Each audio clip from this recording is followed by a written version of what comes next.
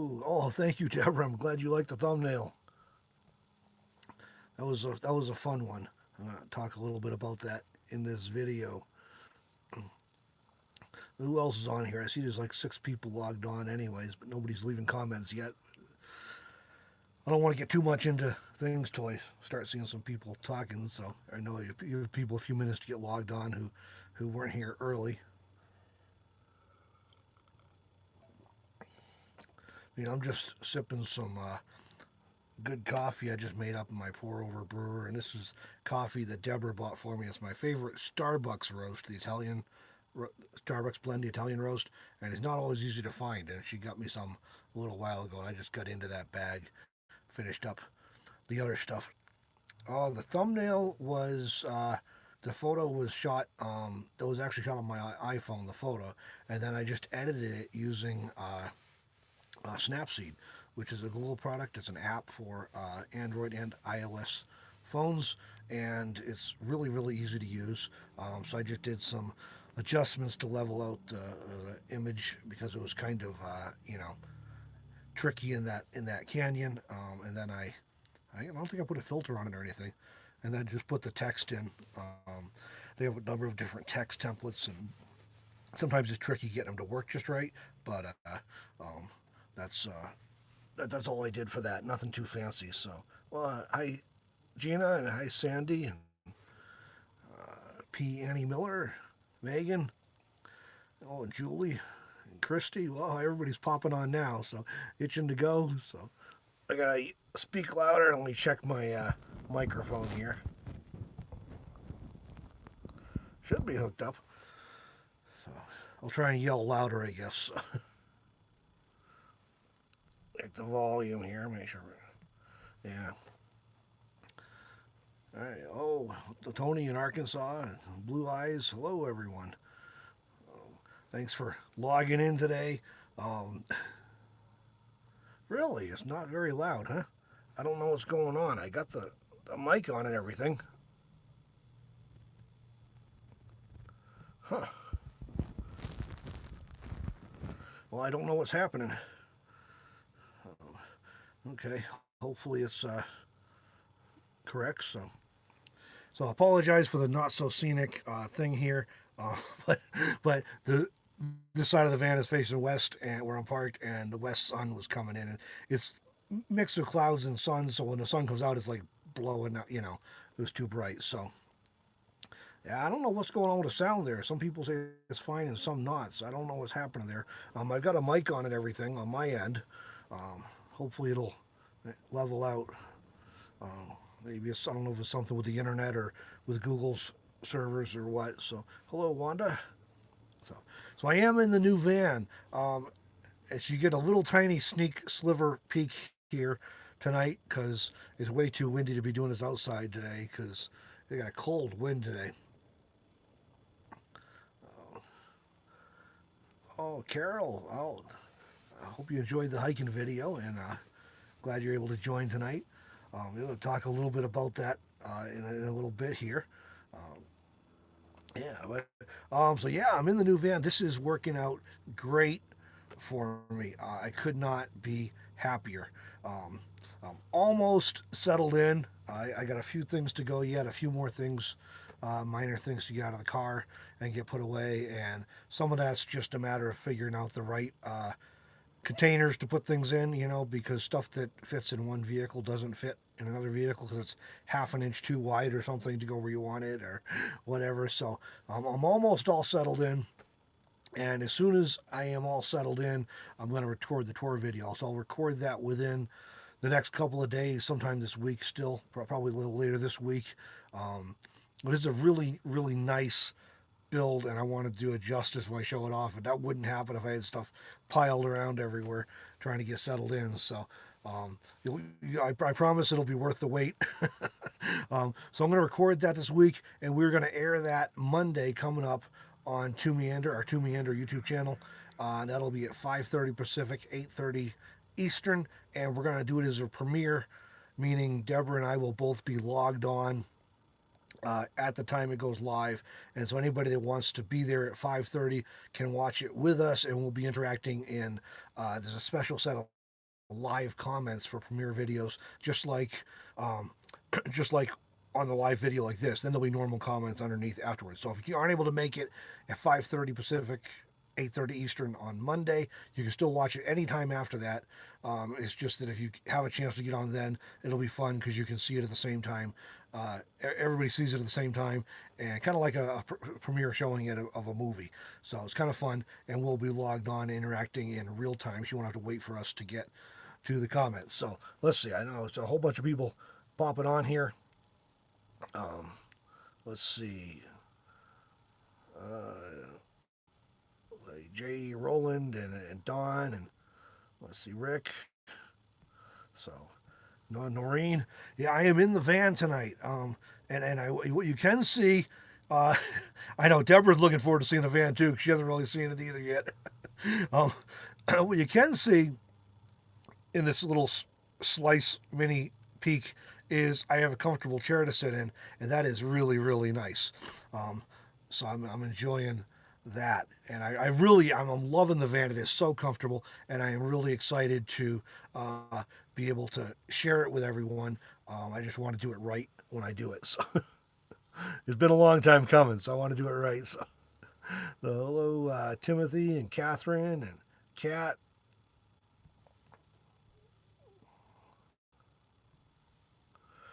Janice, Samantha, Kyle, getting some sun. Yeah, boy. All right, appreciate everybody logging on. So yeah, the van is really great, and I really am not trying to looking forward to sharing that. And it's not we're not like just trying to be like annoying or anything, or trying to keep everybody waiting. It's just we want to make sure we're doing it.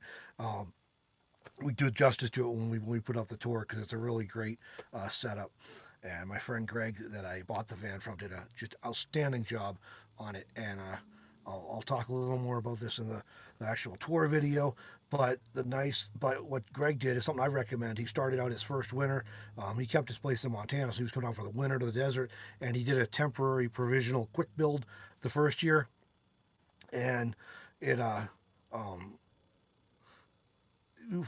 gave him a chance to find out what works and what didn't work and what he wanted to do differently. So when he went back home then after the first winter, he really did it right. And Greg's a woodworker. He builds custom wood strip canoes. I mean, amazing work. So you're going to love some of the features in here. It's really fantastic. And I just want to, I'm really excited to be able to share it. So, so yeah, and let's see. Yeah, Footloose and Francie Free. Deborah thinks that might be better than No Name Yet, which I was threatening to go with, but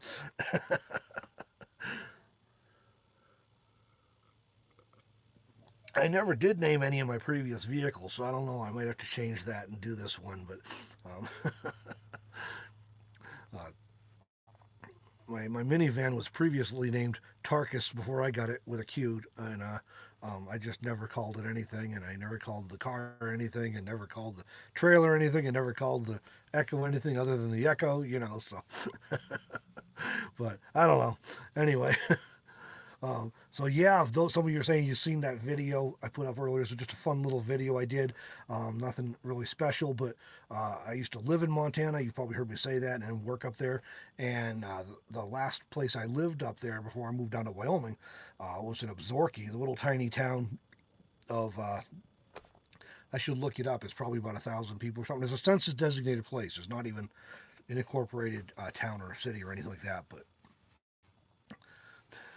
it's just a little town out there. But the great thing about it is not so many miles from some serious mountain wilderness.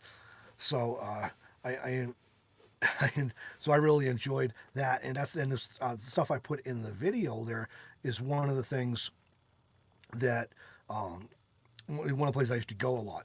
There's some other places down there too, like Mystic Lake. That's a fun hike in. It's like way up, a lot of uphill, and you have to go scramble across a boulder field, and then you get up to the lake. And this one I was at was in the Absaroka Beartooth Wilderness, and it's along one of the Stillwater River trails, and it's a pretty rugged trail. It's not brutal. There's a good bit of elevation gain too. I don't remember the amount, but there is some elevation gain. But it's more that it's just really rocky and narrow, and so it's kind of you gotta be careful where you're walking. But it's a fun hike. But one of the things that was striking to me as I was out doing that was, I'm out there and it's cool and it's damp, so you just feel that cold air on your face, and it was just uh, amazing. I just felt so alive, and I love I like the desert. I like sometimes like the plains, or I can make myself like them or find some beauty in them. And I really love the ocean, and I just love mountains. Though mountains are kind of like my place, and so that was just a really fantastic thing. So I was glad to be able to share a little bit of it. I wanted to go further, but it was going to rain that day, and I was then hoping to get back again, but I kind of got rained out of Montana. Oh, thanks, Deborah, for sharing that. I kind of got rained out of Montana because I needed power, and the solar wasn't keeping up with all the clouds and the rain and the trees and 1200. There you go. That sounds about right. So that, but I mentioned that video, Sioux Charlie Lake, and a story I didn't tell. I was going to tell it if I went back on hiked it again. Was that's one of those places where I got myself in a wee bit of trouble, and it's 3.5 miles in, and like I said, if you saw the video, you saw the trail, and it doesn't. And then I'm going up that trail, and it gets an elevation gain. And about 3.5 miles in, I make it to the lake, have a little picnic lunch up there, and my back decides to start really bugging me and acting up, and I can hardly walk. And I'm 3.5 miles from the trailhead, no phone service. Even if the trailhead, there's no phone service. I mean, because you're in the mountains, and so I ended up finding a dead sapling and using that as a walking stick. So I kind of learned a lesson, more or less. Sometimes I forget still, but I kind of learned a lesson about going on hikes without a walking stick because, my back will be fine and then like randomly go out at crazy times. And if I'm 3.5 miles out in the wilderness with no phone service, it's kind of a, you know, so fortunately, I was telling Deborah as I was walking back, I'm like, I was starting to think I wasn't going to make it out before dark, and I'm like, okay, well, so I was going through my inventory of what I had in my bag still, and I had like half a sandwich and a power bar or something, and I had one of them a flashlight and the wraps of the solar blanket thing, and I'm like, okay. So I was thinking of places I passed where might make good impromptu campsite, and I knew it wasn't gonna be too cold that night, so I'm like, well, this is not gonna be like a fun night, but I can survive anyway. And then I hit the trailhead right at dark, so it was getting dark, so I was like, whew. So that was my big adventure was Sioux Charlie Lake, but nice hike. I'm glad I got to share that a little bit and a little bit of some of the area around there, and um, let's see what I'm missing here. So while I'm busy talking, so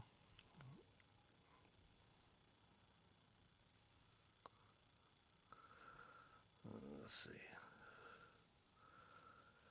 Oh, there's a street in Quartzsite called No Name Street. I did not know that. So the National Forest, there's you can do like backpacking, backcountry camping. I've researched and not been able to find out if you can actually camp like at the trailhead. It's just a parking lot. I would assume. Well, I have done it once or twice, but I don't know if it's officially condoned or not.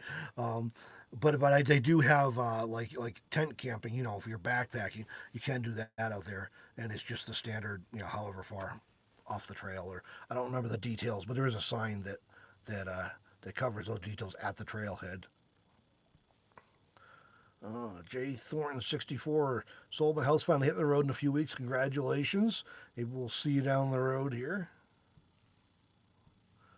Yeah, Samantha, I'm still up in, I've been in Montana. And, that actually brings me to my next topic I had lined up here. So, uh,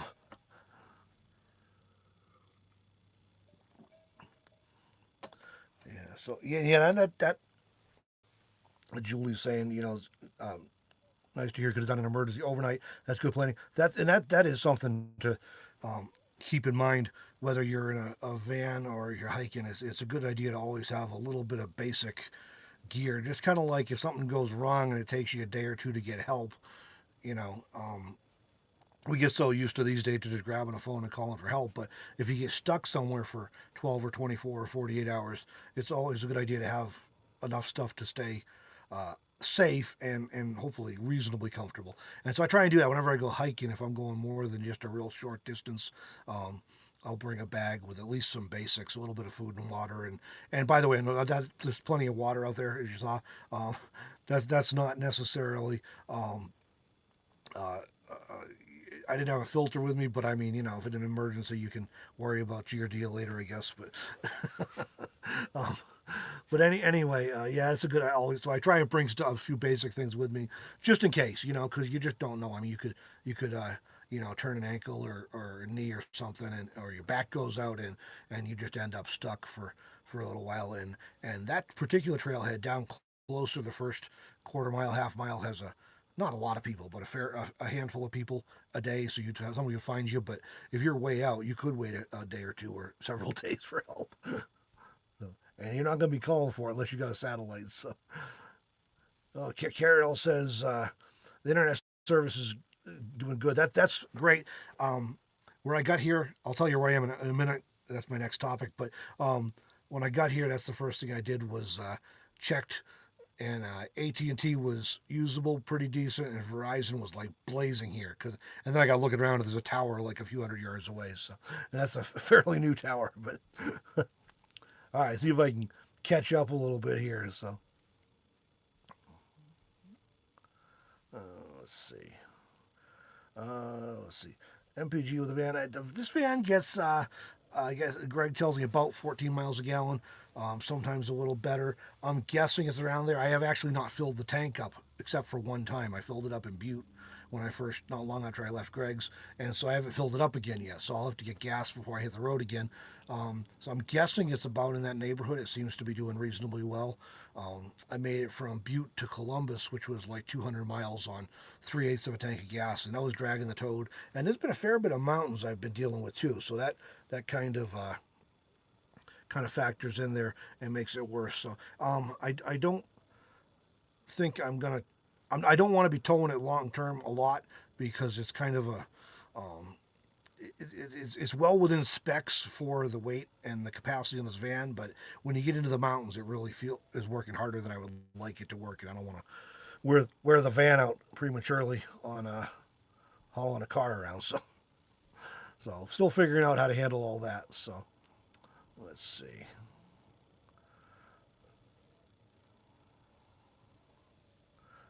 Let's see.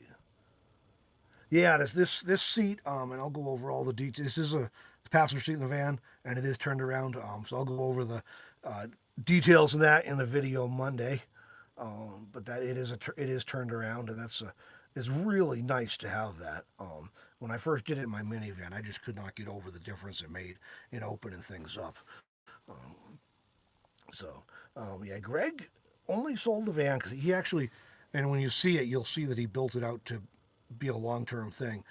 He didn't do it for just a year, but he's traveling with his significant other now, and they were this last winter, and they just decided that two people in a van was one too many. So. And since they want to continue traveling together, they're going to do something different. So they've bought a pickup truck and they're getting a trailer to go with it, and then they're going to be traveling that way. So we decided to sell the van and get something larger. Um, Greg had an interesting analogy for that. He said when you got two people in a van, only one person can be captain at a time. And what he was what he was referencing was, and he said he clarified is if one person's cooking breakfast, the other one's just sitting there, waiting until you're done and out of the way, or if one person's trying to do anything, the other one just is like stuck waiting. They can't, so it's just so space constrained. And this is a little more space than even Deborah's van has, and it was too much. So that's the only reason he got rid of it because he had planned on keeping it for a long time. So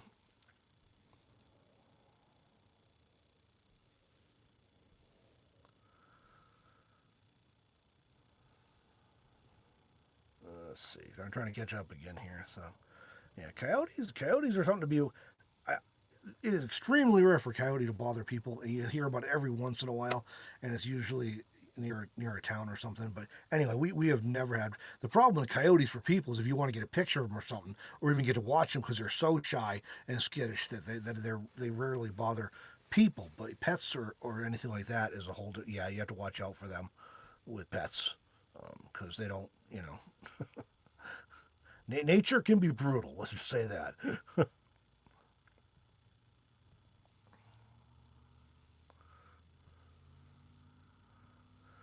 Yeah, the Echo. I think it's just a super light commuter car. It's smaller than almost every car I park it next to.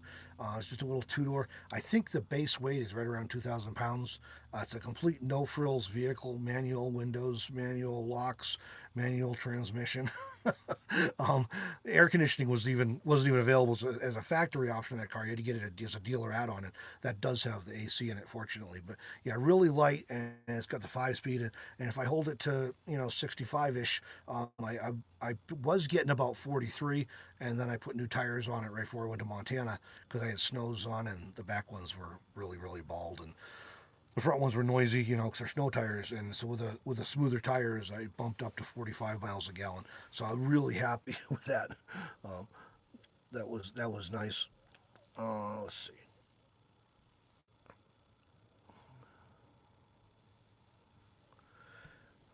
Premiere time, day and channel. Okay, yeah. So we're doing the premiere. We're doing it. The video. I will have it recorded this week, and we're gonna run it on our To Meander channel. With youtube.com/2meander. If you're not already subscribed, you may want to head over there and subscribe too, because we're keeping all three channels active. Deborah's is going to be getting active again as soon as she picks up her computer soon, and then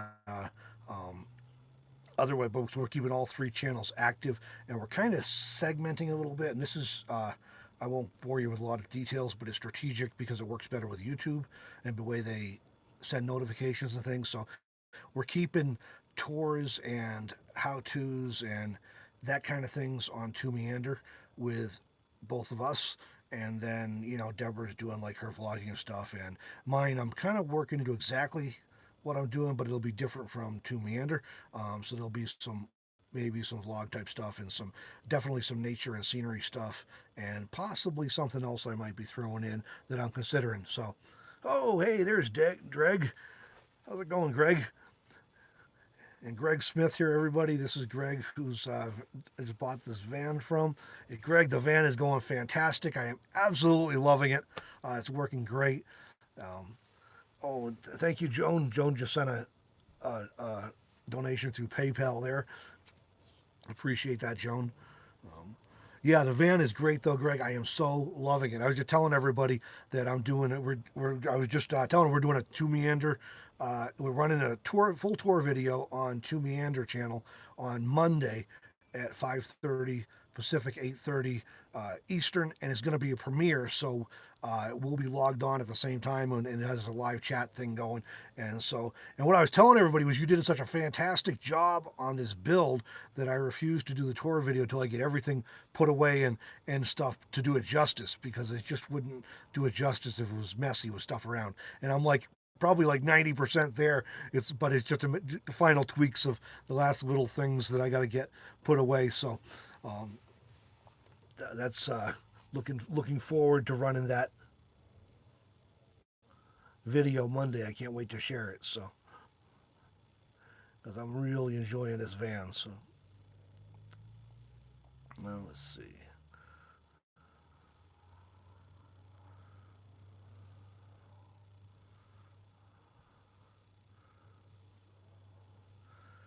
I do have solar with this van, and I'll cover all the details with it on the Monday video.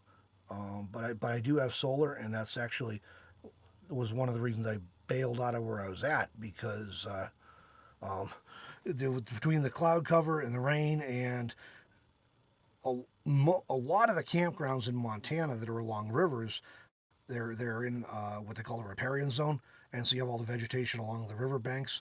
And in Montana, especially central Montana, you get a whole lot of cottonwood trees, and those suckers are big and they're tall. And so even without leaves on them, because the leaves aren't out yet, they're just barely starting to bud.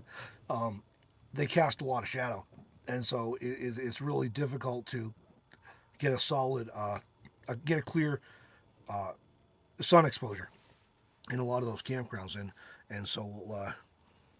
So I had to find somewhere I could get better. I've still got a mix of clouds and sun, but at least I'm getting some sun again today. So let's see.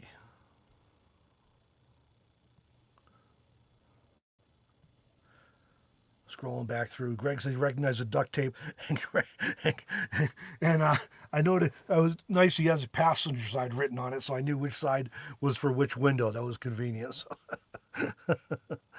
Gina says Joan is the sweetest. That is true. We can't argue there. So. Itching to Go is asking about Deborah. Deborah's going to go live again on Monday, and what she's going to do is just limit it to 30 minutes. And so at 5:30, she'll log off and join me on the premiere, and probably encourage all of her people who are watching her live to hop over and see the premiere as well, I would think. So I don't want to speak for her, but you know.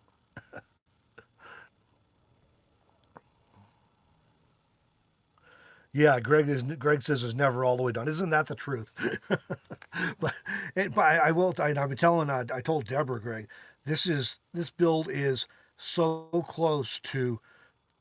If I were to have started from scratch and built something, this is almost identical to what I would have built after being through a minivan and a couple builds with Deborah and a cargo trailer. You know, this is really ideal.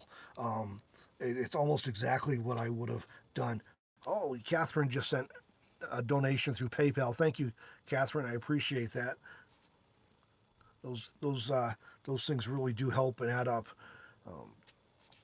So yeah, but Greg, I was telling Deborah, this is like really ideal. So I'll probably make some little tweaks with to personalize it and stuff. But this build is fantastic. I could not have done anything better. Except for if I did it, it wouldn't have looked near this good. That's the key. So I am a rough carpenter, not a finished carpenter. I just don't have the patience to do the finished stuff, and so I am so grateful.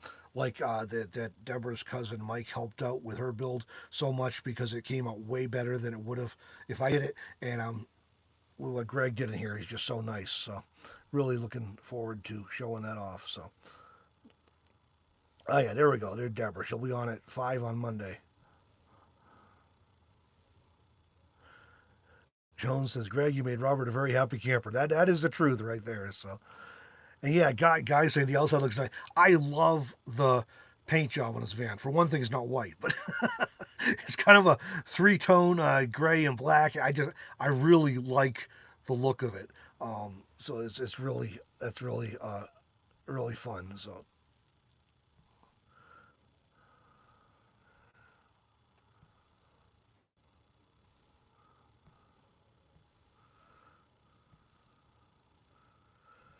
yeah, Lori says it's great. I love the van so much. Deborah and I were talking about that. I mean, I've been doing this for several years now, and I always had stuff that worked, and you take what comes along or what's available, and you make it work, and but this is the most comfortable I've been in several years, 3.5 years now, on the road, and all the times before that, I did it before. This is the most comfortable I've ever been. So it's just so nice, and I'm able to work and get a lot of work done, and that's really wonderful too. And cook, and a comfortable bed. I mean, it's just yeah.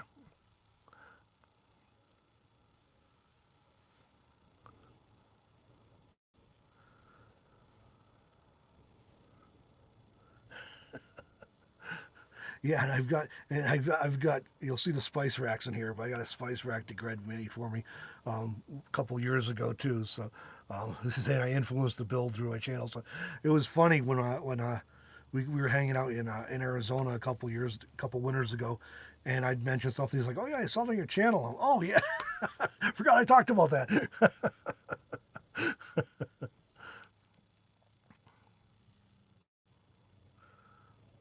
Yeah, oh yeah. The super chat is um, there's a little dollar icon down next to the chat box, and if you hit that, you can make a donation to the YouTube creator or whatever channel you're on. And some people uh, want to do something and they do it that way, and some other people want to do something they just do it through PayPal. Um, I don't.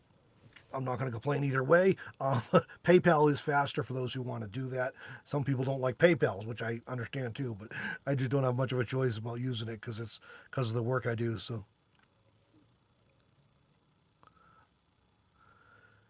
Yeah, Catherine is tossed out of the official Nomads in a white van club. And Deborah's actually been asked that once by a ranger. This is like a white van club or something down in Arizona. So, so yeah, this van is probably stand out more than he's not quite as a generic white one, but at the same time, is really without the car behind it at least. This is really pretty discreet too. So if I have to do any stealth camping, it'll be great for that. Although, again, we were talking last couple of days. We're both getting to the point where it's like we don't really like doing stealth camping, you know. Yeah, Megan, that would be fun to bring the granddaughters on. I've never been able to do that yet, and part of the problem was really small vehicles, but they do love our vans. I can tell you that. They just think it's the coolest thing. Um,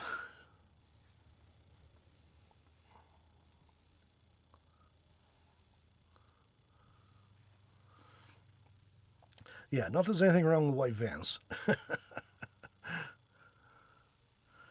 Yeah, this van does have decent ground clearance and decent tires on it, so it'll definitely allow me to go places that I could not go, like in the minivan or especially in the Echo. That was the big problem with the Echo, aside from just being so small, was that the ground clearance is so low that there were just, I mean, there are a lot of BLM and forest roads I just can't drive on. Um, but that being said, we've also gotten more conservative over the years about pushing too hard to get into crazy places we probably shouldn't be going because we don't want to break something, and breaking something way out in the backcountry is not fun. So we're trying to we're getting a little more conservative about that too at the same time. But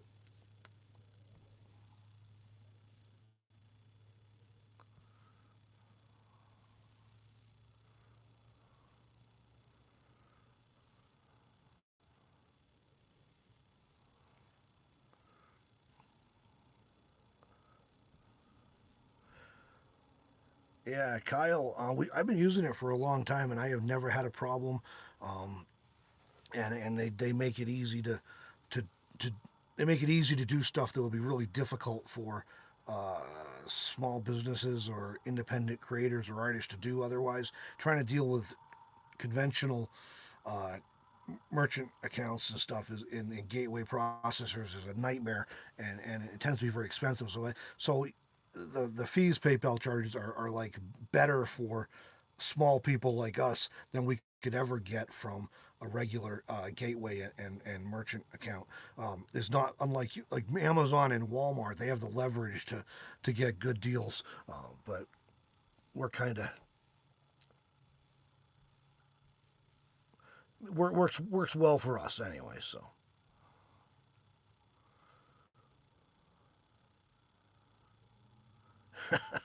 yeah, Deborah sharing some more details in the story there with the ranger scratching his head up about all the white vans.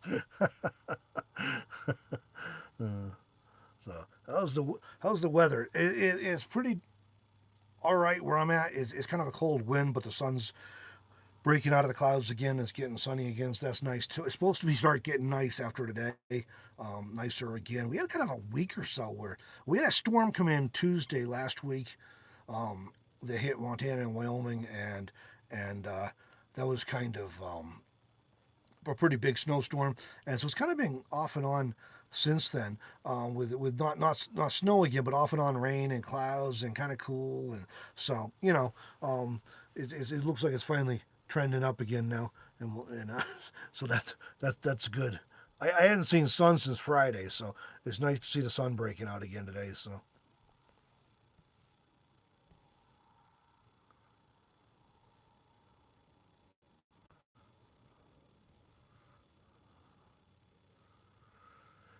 any future Canada trips planned? That is like on our want to do list. We both got to get around to getting our passports. I've been up to Canada a bunch of times years ago before you had to have a passport.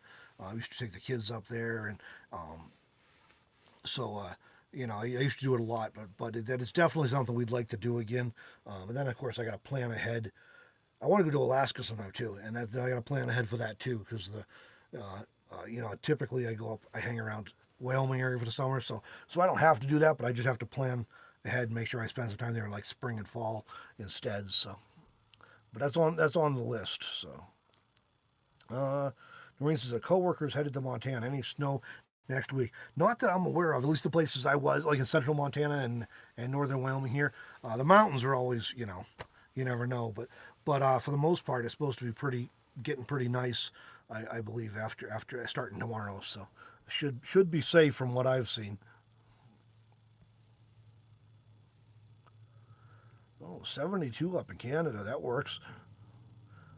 Oh, Joan's got a white van too. See, she's part of the white van club. There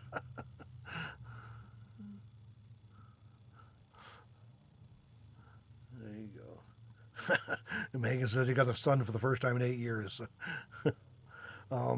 Yeah, Kyle, I'm still sorting that out. I don't really want to tow it long term very much, so I got to figure. There's a few different ways. I got to figure that out. It's well within specs on the van. I pulled the manual and checked and everything for the weight and the towing capacity and all that stuff, and it does fine on flat ground. But when I get into the mountains, the van's working harder than I would like it to work because I want it to last a long time. So it's not something I want to be doing a lot long term. So I don't know if it'll get left in Wyoming in the winter and I'll just use it up north in the summer, or if I'll pass it on and find it another good home. And I don't want to be dragging it around behind here a lot. And the other thing that's a challenge, and it wasn't as bad when Deborah and I were hauling it behind her van, but you go to a lot of places like you can't get there, so you have to or if you want to go down to the campsite or whatever, it's just pain hauling a car around. If you're trying to get off, the back country at all, you get stuck or something, you got to take it off and turn around. And anyways, when you got two drivers, it's not quite as bad. But on myself, it's just kind of a hassle. So yeah. Um,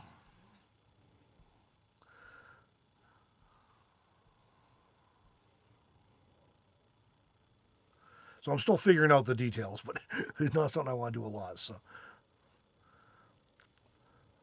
um, any get-togethers planned this year for Nomads? We're going to be doing some ours. We're still working out the details. We'll be announcing that pretty soon. We have started talking about it. And we have on our Two Meander website, twomeander.com/resources. There's in addition to there's a bunch of different resources. One of them is a section on events, and we list events that we're aware of that have a good reputation that are vetted, and that we're aware to our awareness they're doing everything legit. We and our so it's the kind of place you don't have to worry about the ranger showing up and saying you all are here illegally. In other words, okay, so or that there's problems, so you may check that out. That's we try and update that as we hear about things. So throughout the year. Let's see.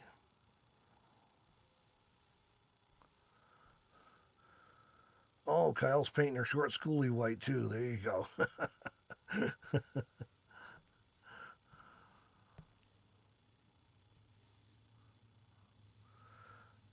Greg says it's all clear up in his neck of the woods. So he's in western Montana, up in the mountains. So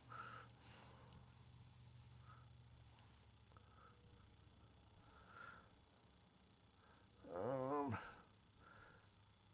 yeah, Kyle's asking about a transmission cooler. Those are very helpful if you are towing. I just don't want to put the strain on it because, and it's just, I mean, it's kind of it's convenient when you're parked somewhere. Like I was parked in Columbus for 5 days or whatever I was there. I'm not sure. And it was nice because like when I went down to the mountains, I took the car, but I'm just not sure that we bought it for a specific case, and that was we were traveling together, and so Deborah could stay in camp in the van, and I could take the car into town, and it worked really well for that case. But I'm not sure I want to be dragging around a car because the van's just not that hard to drive. If you get a big RV, that's kind of a little different. But if you get a big RV, you're also probably not getting too many crazy places either. So, so, you don't have that aggravation. So, first van meal. Let's see. I made coffee in here, peanut butter sandwiches. I do have a cooler, so I have some food. I haven't done anything too fancy yet because I've been busy trying to.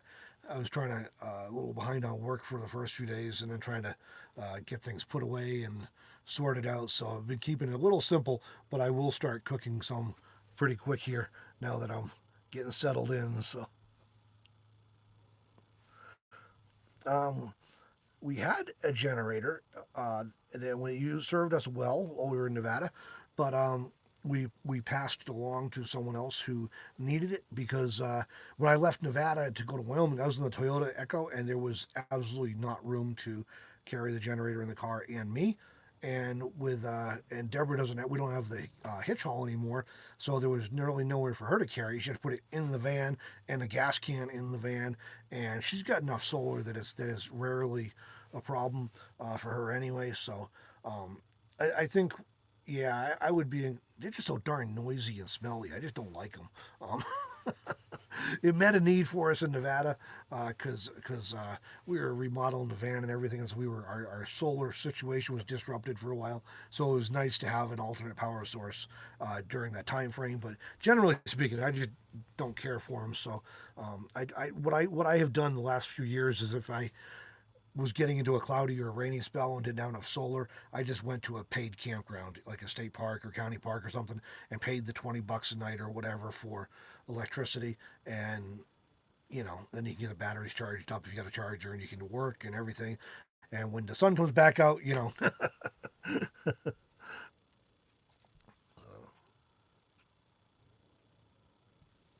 oh, Sandy'd like to see the TMM a little earlier. So, yeah, that probably is hard for people if you're trying to get come and then go somewhere, travel for Christmas or whatever.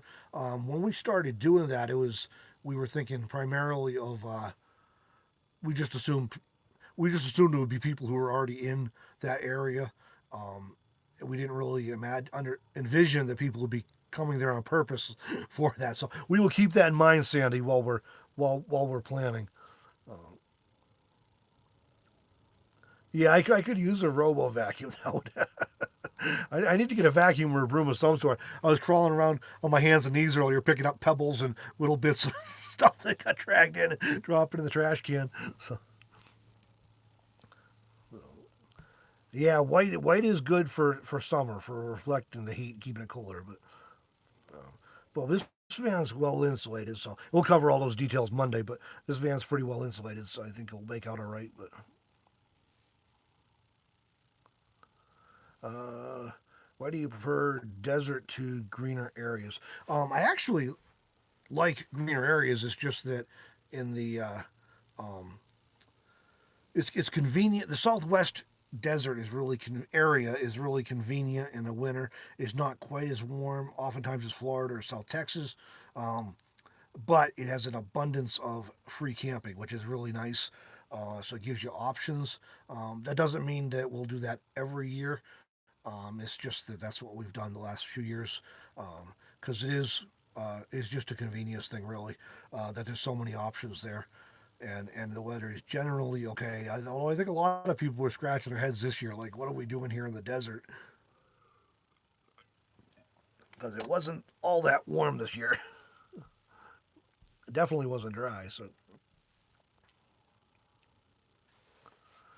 oh, the Gina saying she got a portable power supply, so for your CPAP, and that's we get asked about that routinely about CPAPs and stuff.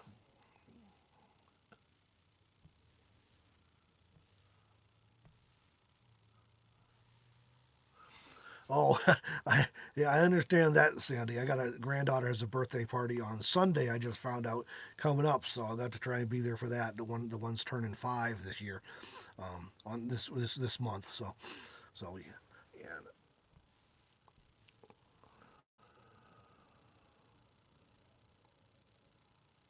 Oh, that's a good deal, Gina. So yeah, Deborah's got a good setup going now. So oh, Kyle's asking about tropical paint versus silicone. I don't know anything about either one of them, honestly. So Noreen says prefers winter in Florida. So we have talked about going to Florida. We have a bunch of viewers over there, friends over there. So we have talked about doing that some year. I don't know if it'll be this year or whatever. So yeah, isn't that a fun age, Marie? The 4 and 5 year olds and the stuff they come up with always just cracks me up. So Cindy, Deborah is I think in California. Oh, see you later, Catherine. Thanks for joining us. Yeah, she's we're doing some different travels this summer. Um, I had to come up to Wyoming, which is my normal thing to see kids, and I don't have to be in Wyoming or Northeast Wyoming all summer, and I won't be. Like I've been gone for a couple of weeks now, but the challenge is that they're just where they're at is like a long ways from some of the cool places we like to go. So it's kind of so. And there's some places Deborah wanted to see that we just couldn't fit in that and being in Wyoming. So we're doing a different circuit this summer. So that's the great thing about being a nomad. You can do that. So, well, there you go. She's only 1,100 miles away. Yeah, that's the great thing though, is that we can do that, and that was part of the reason when we were talking lately, because we've been talking even in the fall. We were talking about maybe we should upgrade to an RV or something. Then we looked at some, and by the time you get into something big enough though to be reasonable for two people, you're into a fairly steep upfront investment, and we the maintenance and the fuel and the limitations on where you can go, and then we're still back to the same thing that, like, if I need to go up to Wyoming to see grandkids and she wants to do something different, and if you're driving a big RV, the fuel is significant enough that we're not going to buzz up to Wyoming and then buzz over to the Northwest and back, so it actually is more, if makes more sense for us to have two vans than a big RV and a tote. That's how it works out for us. That wouldn't be the same case for everybody. Some people, they're on the same circuit and they don't have those challenges. But for us, it makes more sense to do it this way. And then we don't have to worry about competing on decor either, right, Deborah? So she can have her girly decor and in her she shed, and I can have more masculine decor in the man cave. By the way, I don't really care what she has for decor. I never told her what to do with decor. So.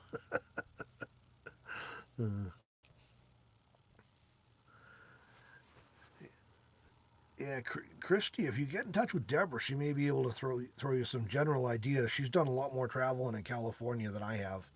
Um, oh, hello, Frugal. So, yeah, there you go. Yeah, I know Deborah's been sending me pictures with all the mountains there, all snow and everything, and that's been my that's been my challenge.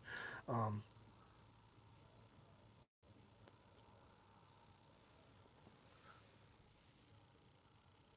oh, yeah, thanks for the update on Jack. Hope he's doing better soon. Deborah was telling me about that earlier. I was going to send you guys a message and didn't get to it before I started the chat. So, um, oh yeah, thanks, Frugal. um, let's see, what were we talking about here before I got distracted? Oh yeah, snow and stuff. Yeah, that's what. When I came up to Montana last week, I said, "Oh, I'm going to get some pictures of the mountains because there's like all these beautiful mountains and some places I know I like to go." And the big snowstorm, and then even when I was coming back across, I have not seen most of the mountains in Montana in a week because they've all been covered in clouds. And when they do get a little break, it is covered in snow, but it's mostly been covered in clouds. So, okay, so I'm sure she'll get back to you, Christy. Yeah, we both kind of deal with that so sometimes we get behind on email, and and um, and it's particularly like Deborah was a couple of weeks. She was camped without a cell signal, so she's probably way behind on email. and I keep getting like when I get travel and I get behind, or so. Um, Anyway, so okay, so people asked what I'm doing, where I am. So that was the south of the border thing. I'm going south of the border, but it's going south of the Montana border, not the U.S. border. So, so dropping down into Wyoming and making my way across to Gillette for the kids, um, see the granddaughters and everything. Um, haven't seen them in a while now, so that'll be good. But yeah, I'm moving along. Um, so. Oh yeah, and I wanted to mention too. One of the fun things in my travels here the last couple weeks. I've checked out some more campsites and some I've stayed at, but been able to check out some campsites in the areas where I went. I found one that we put up, and so these are all going up on Meander website, Meander.com, and there's actually a link in the video description if you want to check out our campsite section, our campsite review section. Um, but if you go onto the website and you see on the sidebar, there's a link for different categories. There's one for campsites, and if you're on your phone, it'll be you have to scroll down. It'll be all the way at the bottom. Will be the sidebar because it moves it to fit your phone. Um, but we put them on there, and so I got just put one up from at Barrett's Park, which is a really cool little Bureau of Reclamation park and campsite. South of Dillon, Montana, right off I-15 on the Beaverhead River. And I found that I was on the way up to Greg's, and I said, "Oh, look at that place!" So I had to pull off and check it out. So I got two more already ready to go from Montana, and two more from Wyoming ready to go. So those will be coming out. I'll be adding more all summer. So we don't put up like massive amounts of review. Um, but we don't put up massive amounts of reviews. But when we do put up, we always have photos and details, and I try and include like cell phone data, GPS coordinates, and information about the amenities and any specific things I notice. Like for example, there's a lot of trees. You may have a hard time with solar here, so we try and give you detailed information so you can check it out and say, "Hey, this is something that looks like it might work for me." Or maybe this wouldn't work for me before you get there, because that's one of the, and we use all the databases and apps online. And we also know that the review quality varies between sites, and even in the best of them, you don't always get information that you'd like to have. So you get somewhere and you're like, "Oh, this is way better than I thought it was going to be," or sometimes you're like, "Yeah, this is totally not what I pictured based on what I read." So we try and the ones we do review, we try and provide real good information. So I've been having fun doing some of those, and those are popping up every Monday on our tomeander.com or on that website.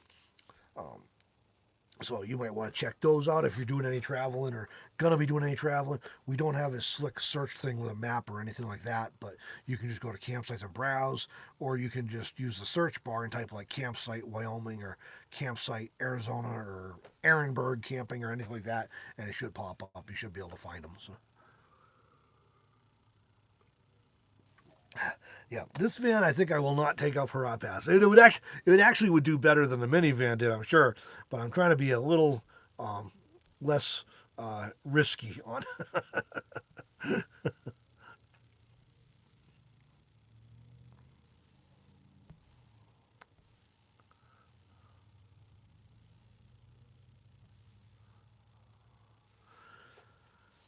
But yeah, we do love to get out still. We just are trying to be a little more careful on stuff that really isn't suited to vehicles like this. So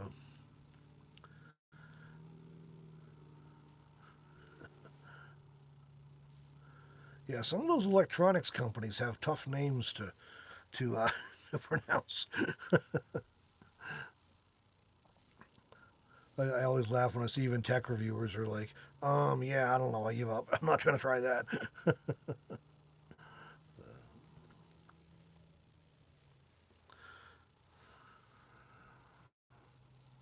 So, anyways, anybody got any more questions while I'm on here, or you're coming up on an hour here, so um, I have this van. I got a cooler in, and I'll cover all the details with that with Monday. I'm still on the fence if I want to upgrade. Electric refrigerators are nice, but then they also you have to make sure you have the power to run them, and you don't run your battery down. And I remember when I had the cargo trailer, when I started in the summer, I had plenty of power. I had like 190 watts of solar and a couple golf cart batteries. Had no problem running the laptop and everything for work. And I had an even more power hungry laptop at that time. And then we went to Oregon for a little bit. And the sun had crashed over the trees at 10, and by 4 in the afternoon, it's dropping again. And I'm like, I'm running out of power. I don't have enough power to work. So I had to unplug the fridge at night and not open it. And then the winter in Arizona was the same thing. When the sun was lower, it was like, as it got like February and or December and January, it was like when the sun was lower on the horizon. I just wasn't getting enough power to run the laptop and the refrigerator. So it's kind of like, so you got to make sure you get enough power to run them, or else. And I was doing the same thing. They have to unplug it at night. So kind of a toss up. So, and they are expensive, yeah. And then you can run the you can run a small like a dorm fridge on AC through the inverter, but then you have to power that, and usually they're going to pull even more power than at least the ones I've looked at the specs on. They're going to pull even more power, but they're cheap, so you don't have the upfront expense. So you maybe have to spend that money you saved on the fridge on solar to make sure you get enough to go around. But you can also only put just so many panels on a van too. So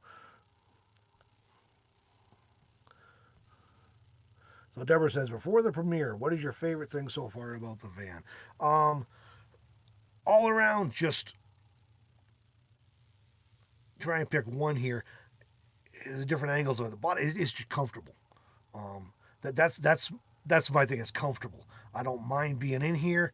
It's just comfortable, and there's a few different reasons go into that, from headroom to the bed to space to work to but it's just comfortable, and that is something I have not had in all the time I've been on the road, and I didn't realize the extent of that until I got into here, and I'm like, oh my gosh, this is so comfortable, compared to everything I'm used to. So, and Deborah's got that now with her new build, is that she's just very comfortable, and it takes a little while to figure out what you need and don't need and what's important. Now once you do, oh my gosh, it's nice. And oh, Teresia, yeah, I can imagine. Um, you guys are in my thoughts and prayers.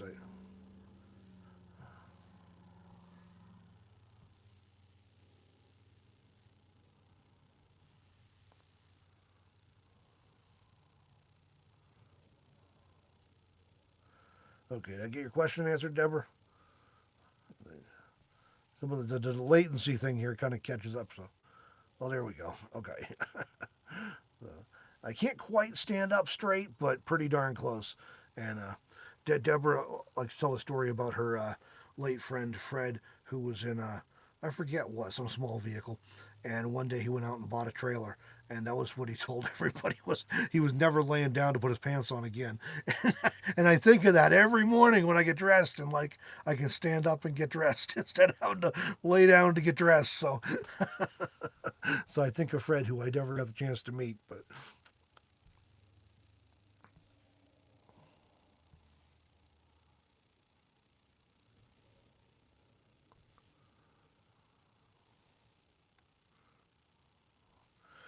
Minimum cost of having solar, something portable to power electronics, maybe lights. Um, there's absolute minimum cost. You can get like a 100-watt panel as low as $100. That's not the folding one.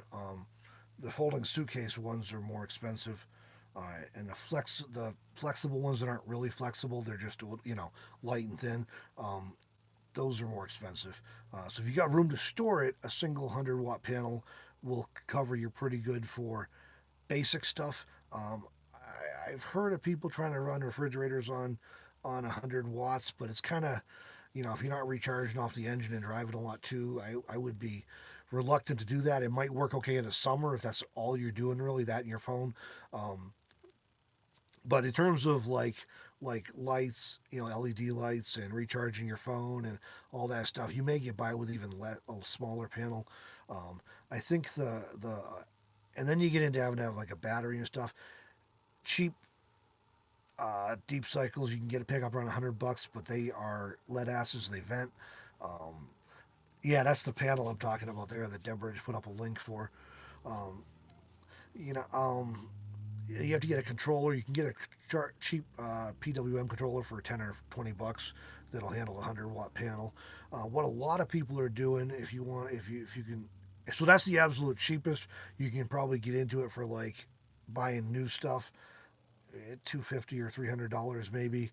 But you do have to have the battery and somewhere to put it and somewhere to store the panel and set it out, and make sure you have a way to keep it from blowing over in the wind and stuff and breaking.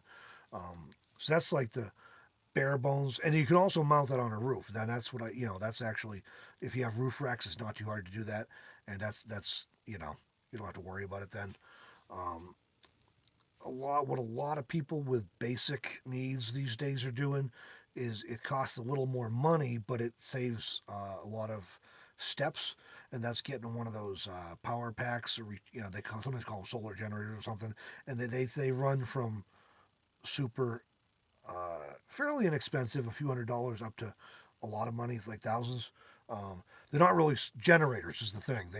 They typically have lithium batteries, and you connect them to a solar panel or plug them into an AC outlet if you're staying somewhere that has shore power, or you can recharge them, I suppose, while you're driving. That would take a long time, but um, they typically have an inverter built in and USB outlets and AC outlets, so you can just it's a one thing. All you have to do is recharge it, whether that's with a panel or a solar panel or whatever. And so that's kind of the simplicities there. It's not as cheap, but you don't have to deal with installing a battery and running wiring and all that stuff. So that's kind of a I know it's not the most concise. You can probably get started for a few $100s, less if you can find used stuff, and you can sometimes. Um, but solar's gotten, fortunately, has gotten a lot cheaper over the years. Um, so that would probably be kind of the floor though. And then if you need to run, the more you need to run, then the more batteries and panels you need. But for a lot of people, just need really basic stuff. The other option, if you're in, I didn't mention this, if you're only trying to like charge your phone or a tablet and that kind of stuff, and you're not running a laptop or a refrigerator, you may get by with a port. They call it a foldable solar panel, and you can pick those up for $40 or $50 on Amazon. But they're only designed to charge USB items is the thing. And I have one. I don't have it right handy, so I can't show you. So I wasn't planned for that. But it folds up to like the size smaller than a magazine. A magazine size are smaller, and it opens up into two or three or four little solar panels, and they have USB outlets on them, and you can plug your phone and your tablet and stuff in there. You can set them on the dashboard, but they charge a lot slower because of the UV filtering on the glass. If you put them outside the vehicle, they charge very quickly. So you can recharge your phone like multiple times in a day using one of those things. So that's a really good option I recommend if you just have like a phone, a tablet, or a camera or something that recharges on USB, and you don't need to do the laptop or um, any or refrigerator or anything like that. That's a really viable option. And then you can also use those in conjunction with little battery banks. I actually have one right here. I can show you these little things. This is Deborah's iPhone cord. That's why it's pink. Another Deborah dropping. But these little battery banks, anyways, they just recharge off again. They recharge off USB, so you can recharge them when you're driving around. You can recharge them off one of those little solar panels I was talking about, whatever, and they'll hold enough. Depending on the size of it, they'll hold enough power to recharge your phone once to multiple times. And they can also be used to recharge cameras and things like that are USB. So those are some ways to keep it really cheap and simple.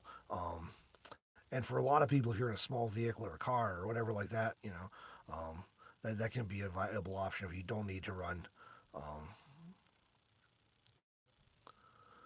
laptops and stuff. That's our problem is trying to run laptops and everything. That's a whole different deal. You really need some decent power to run laptops all day.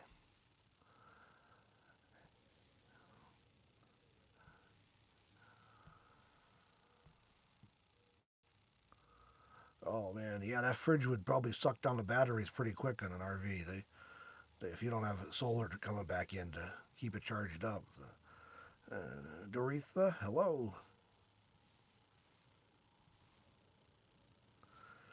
Yeah, if you need a CPAP, that you may check. That I haven't seen the one that they were talking about there. Gina and was talking about, but that might be something to look about. That because that's you're going to be running. I think a CPAP's going to be pulling something similar to what a laptop does, and you're running it 8 hours a night probably. So you do need enough power. You're going to depending how much power the CPAP pulls, you might and how many hours you might get by with recharging that with 100 watt panel, but that's going to be pretty much the only thing you're charging on your batteries. So if you need to run anything else too, you're really going to need more than 100 watts. And you have to, when you're talking solar, you have to you really have to size for consider bad days too, because you'll get a certain amount in on a sunny day, but when it's cloudy all day, you're not going to get much. Or if you're parked somewhere, you have to be in the shade because that's the only place you can park. You're not going to get much. Let alone if it's raining or anything, you get very little power in when it rains. You'll get a little bit of trickle, but not much. So.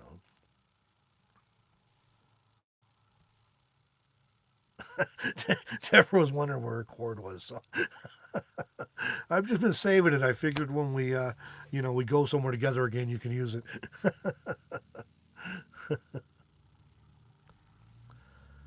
Yeah, I'll have to do it. Put them in a video or something, or put them on our website or something, and show you guys them. I think we've showed them in a video somewhere, but it wasn't like a dedicated video. I think it was like a we were on a hike and we showed it off or something. So, but yeah, they're really helpful. And I know not everybody out here needs to run laptops and refrigerators. And if you don't, I mean, you can really get by with a very simple system that's inexpensive and will meet your needs, and you don't have to worry about all the aggravations. So. Okay, so they say yeah they recharged Gina's power bank on 3 hours. That was with so.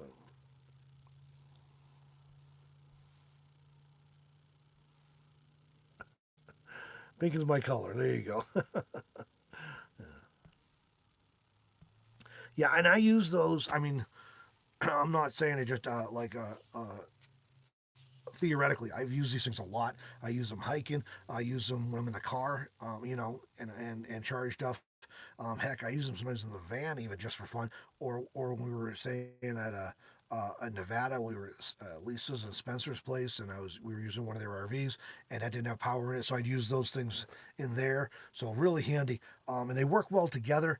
The catch with a solar panel by itself charging your phone, especially I don't know if Androids do this with iPhones. If it gets a cloud blocks the sun, or if you walk in front of it or anything, you shades it, it'll interrupt the power supply, and then the phone stops charging, and so you have to like unplug it and plug it back in again to restart it charging. So if you use the battery bank in the middle, so you put your panel outside and then run the cord from that, the USB cord to charge your battery bank, and then run your phone or your tablet or whatever off the battery bank. You have an uninterrupted power supply, and you don't have any problem with if you get that interruption. So the sun just keeps your battery charged. Your battery charges your phone, much like a house system would. It's just a very simple house solar system. So I definitely recommend those if you got basic needs. They're great. Samantha, yes, that's the interesting thing with the Amazon affiliate program, and we know like everybody does it, but or just about everybody does it. But the cool thing is they don't charge any more to people using the links. It's the same price. They just give us a small kickback, and it varies. It changes all the time, and it varies between different products. So I can't tell you what it is, but it can be a few cents to a few dollars depending on the product. And it but yes, anything you buy within 24 hours after clicking that link will get a commission on, and it doesn't cost any extra. It's just something Amazon does for us for sending traffic to them. So it's a nice way if you're going to buy something anyways. It's a nice way to support a YouTube creator or writer or whatever artist, whatever it is, because you can kick them a little bit of change without having to spend any more anything out of pocket, and it does add up. If enough people do that every month, it adds up to to some money. So okay, so you can catch up again. So oh, Teresa says those little foldables are handy for small things. They are. They're really convenient, and and by the way, Teresa, you'll love the tour here because I was telling Greg about you, and I was telling him how you guys used bungee cords and binder clips and spring clips and magnets for everything. So you'll love the tour in this van.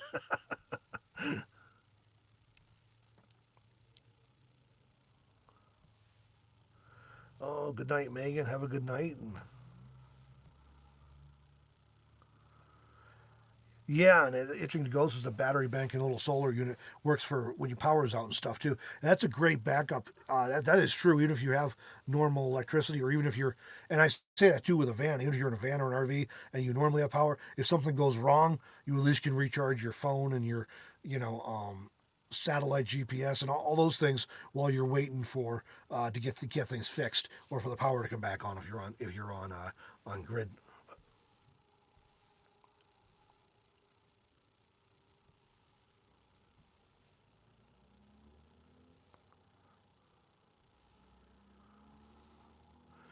I'm going to be setting up a new thing that will have links to all this stuff that'll be easier for everybody to find, and recommended products and stuff. And that has been on my list for a few days, and I keep getting sidetracked with like making videos and writing articles for the website and stuff.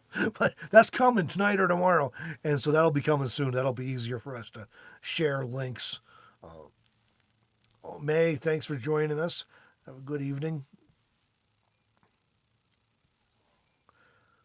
Yeah, and even if you're buying something yourself or you're not something we recommended, you can go to any of our video descriptions or on our website, meander.com/support, and there's a link for our Amazon affiliate link, and all the video descriptions have that. You can click on any Amazon affiliate link, and it'll take you to Amazon, and you can go ahead and browse your own stuff and buy what you want, and we'll still get that couple percent commission on it. So.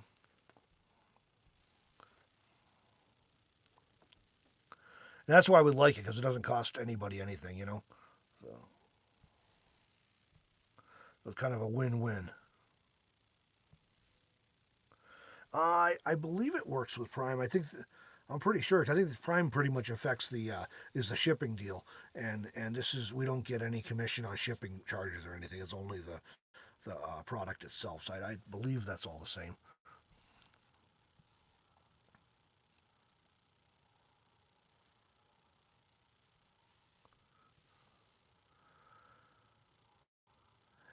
And you can yeah we'll get a better setup for links and stuff. But this is a Anchor. I think. No, this is Rav Power. I take it back. This is Rav Power brand, RAVPOWER, one word. Anchor makes good ones, ANKER. There's a ton of brands now. I mean, just check the reviews on anyone you're looking at. The bigger, the more times you can recharge stuff, but also the larger and heavier it is. So it just depends what you need is there.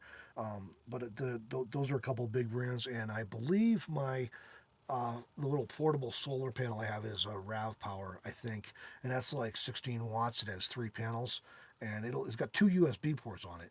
It charges fastest if you only use one, but you can charge two things at once, and it's just really convenient. So that's let's see. Give Deborah a minute, see if you can find that link again before we wind things down here. So there we go. She's got it now. So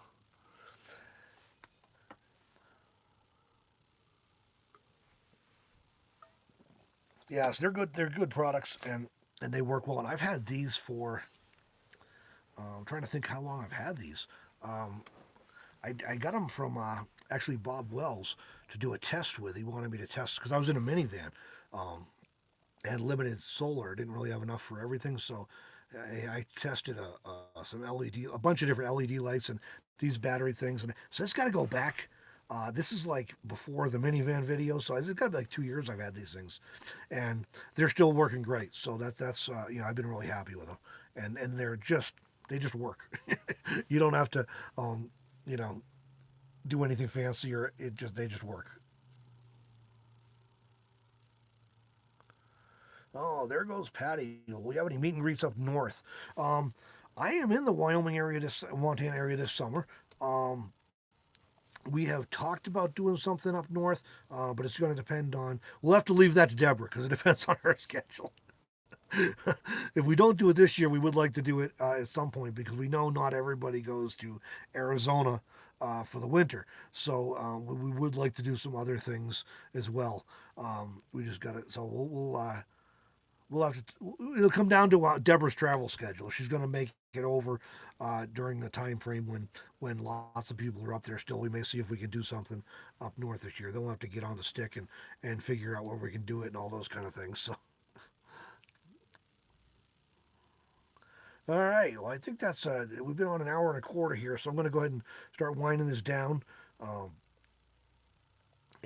by the way, these are I love my sunglasses on my head again. I had somebody asking the other day what the heck I had on my head. Um, yeah, so there you go. Deborah says she'd love to, so maybe. So we will we'll try and get if we can do that, we'll try and get it announced. Maybe a month or more ahead of time so people can plan. Um, but it'd be yeah, we'll try something up in that area if we can pull it off. Because like I said, we know not everybody goes to Arizona. Um, a lot of people do, but not everybody. And so it'd be nice to be able to meet some people up north as well. And uh, you know, and with a chance, maybe we'll go to Florida or something at some point and do something down there too. So, but it's nice to be able to meet people like that. And we a lot of time we're just busy working, so we don't get out as much. So that gives us a chance to kind of pause a little bit and do some as well. So, and we're still running tour videos from our meetup in December. The one we ran this week has done really well. With Doug and Buddy, Doug and Buddy's Big Adventure, and Doug has a very inexpensive setup in a high top van, and so we were able to do a video with him. And this Monday though will be the premiere. I know everybody's excited about that, and I am looking forward to sharing it. So Monday and you can watch it anytime afterwards. But yeah, there you go, 5:30 Pacific, 8:30 Eastern, and we'll be on live at the same time, and you'll be able to chat with us in the side there, just like on a live chat, but it's a pre-recorded video. And then after that, it'll have regular comments and just like a live video does, and you'll have so that should be fun. Let's see, Camper Lad Nomad logged on here. Hello, and Christy, glad you found it useful. Um, let's see. Cat tried to order the book through Amazon. It says it's not available through the app. That is interesting. Oh, well, if you're trying to get the ebook, I've run into this myself. If you're trying, I'm guessing here what you're running into trouble with.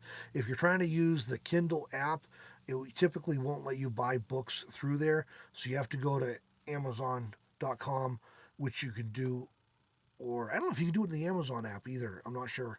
But you go to Amazon.com anyways, and you can do that on your phone still. And then when you buy it, and just click send it to your phone or whatever the device is you want it sent to. I've run into that with that too. You'd think that would be integrated and seamless, but for some reason it's not. And if you still have trouble with that, Cat, let me know. But that's probably what you'll have to do there because I've run into that myself.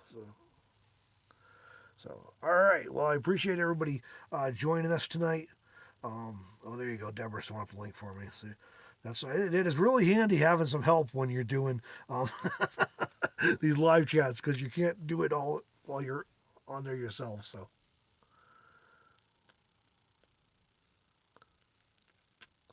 yeah, that sounds like the same thing, Kat.